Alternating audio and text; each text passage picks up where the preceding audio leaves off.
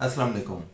क्या आपको 40-45 साल की उम्र में या इसके बाद बतदरीज जिस्म के अंदर कमज़ोरी महसूस हो रही है? क्या आपको ऐसा लगता है कि आपके हाथ या बाजू आपके कंट्रोल में नहीं रह रहे?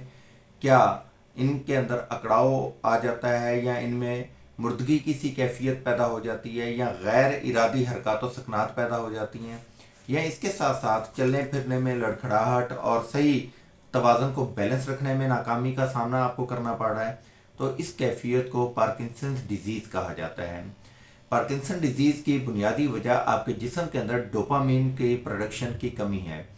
डोपामीन हमारे दिमाग के खलियात में पैदा होता है और इसका बुनियादी काम अपने तमाम जिस्म के आसाब को पैगाम रसानी देना होता है। यानी कि हम अपने हरकत व सकनात को जिस तरीके से भी अमल में ला रहे होते हैं, उसमें बेसिकली हमारा दिमाग डोपामीन के ज़रिए हमारे तमाम असाब को आर्डर देता है कि अब आपने ये करना है, ये करना है। नैनो सेकंड्स के अंदर अल्लाह ताला का ये निज़ाम जो है वो काम करता है और हम गैर इरादी या इरादी तौर पर हरकत व सकनात कर रहे होते हैं। तो जब डोपामीन की कमी आ जाती है, यानी कि आपके ब्रेन सेल जो हैं वो डेड होना शुरू हो जाते हैं, तो डोपामीन कम होता है और उसकी वजह से पार्किंसन डिजीज़ पैदा होती है।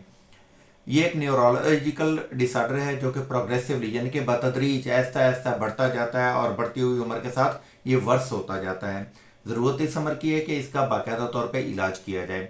अभी तक इसकी कोई वाज़े कैफियत के बारे में इल्म नहीं हो सका कि ये मर्ज़ क्यों पैदा होता है या हमारे ब्रेन सेल्स के वो स्पेसिफिक सेल्स जो डोपामिन प्रोड्यूस करते हैं क्यों डेड होते जाते हैं। लेकिन कुछ स्टडीज़ और रिसर्चेज में ये बात वाज़े की गई है कि आपके जेनेटिक डिसऑर्डर्स इसकी एक वजह हो सकते हैं, आपका एनवायरमेंटल जो कंडीशन है वो इसकी एक वजह हो सकता है। यानी कि बहुत ज़्यादा वर्स लेवल पर अगर आप मौसम की शिद्दतों को फेस कर रहे हैं तो वो भी इसकी एक वजह हो सकती है। इसके अलावा कुछ इम्यूनोलॉजिकल डिसऑर्डर्स यानी कि आपके जिस्म के अंदर वाक़या होने वाली बहुत ज़्यादा कमियां, कमज़ोरियां या बार बार होने वाले इन्फेक्शन वगैरह इसकी काज हो सकते हैं।